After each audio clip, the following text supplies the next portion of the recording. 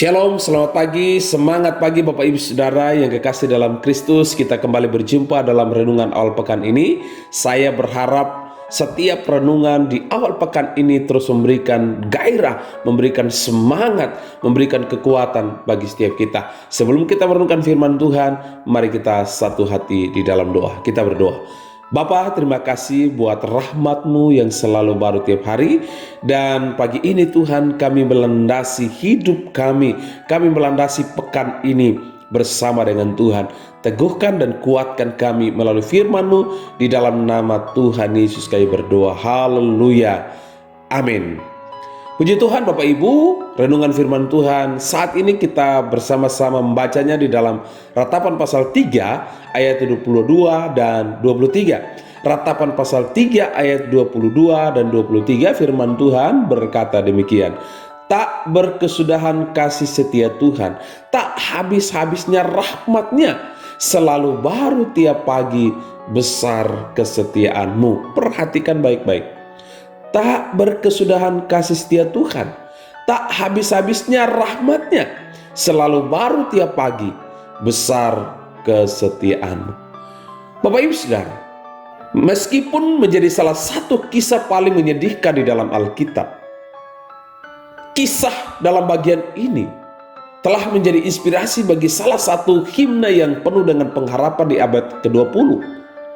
Nabi Yeremia menjadi saksi kengerian yang tak terbayangkan ketika orang Babilonia melakukan penyerangan ke Yerusalem pada tahun 586 sebelum Masehi. Bapak Ibu Saudara, bait suci Salomo runtuh menjadi puing-puing, dan tidak hanya pusat penyembahan, jantung kehidupan masyarakat pun turut lenyap bersamaan dengan hal itu. Saudara, orang-orang menjadi terlantar tanpa makanan, tempat bernaung, kedamaian, dan tanpa pemimpin. Tetapi yang menarik Bapak Ibu Saudara, di tengah-tengah penderitaan dan kepedihan itu, salah seorang nabi, yaitu Yeremia, kemudian dia menulis, tak berkesudahan kasih setia Tuhan, tak habis-habisnya rahmat-Nya, selalu baru tiap pagi besar kesetiaan.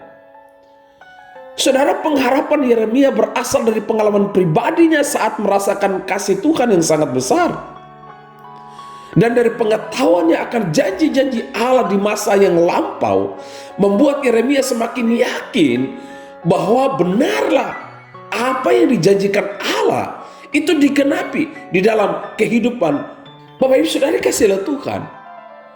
Tanpa kita merasakan kasih Tuhan dan tanpa kita memegang janji Tuhan, kita tidak akan mampu, atau kita tidak akan membuat hati kita tenang di dalam hidup ini. Bapak Ibu Saudara yang kekasih dalam Kristus, pengharapan dalam Ratapan pasal 3 ini digemakan dalam sebuah himne karya Thomas Kissol pada tahun 1866 sampai 1960.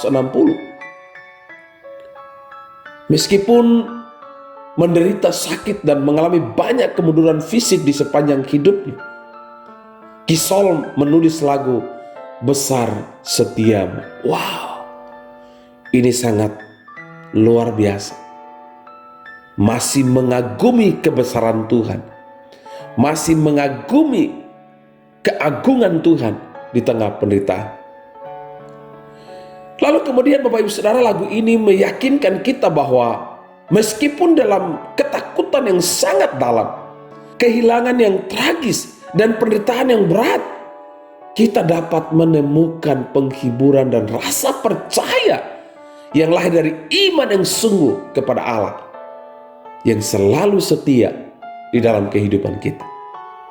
Bapak Ibu Saudara, alasan terbaik untuk berharap adalah kesetiaan Tuhan di dalam hidup kita. Janganlah mengisi hari-hari hidup kita dengan sungut-sungut, tapi isilah hari-hari hidup dengan ucapan syukur kepada Tuhan sebagai sebuah kesaksian bagi dunia yang masih dalam kegelapan. Selamat bekerja, selamat berjuang. Biarlah kita menjadi surat-surat Kristus yang disaksikan oleh banyak orang. Mari kita berdoa. Bapa di sorga, firman-Mu digenapi bagi setiap kami dalam sepekan ini. Bahwa setiap hari ada kasih-Mu, ada anugerah-Mu bagi setiap kami. Tuhan tolong, Tuhan urapi kami, Tuhan berkati kami sepanjang minggu ini, agar kami menjadi berkat, agar kami menjadi terang dimanapun kami berada. Kami bersyukur di dalam nama Tuhan Yesus kami berdoa. Haleluya. Amin. Puji Tuhan Bapak Ibu, selamat bekerja. Tuhan Yesus menyertai dan berkati kita semua. Sampai jumpa lagi di renungan akhir pekan. Shalom.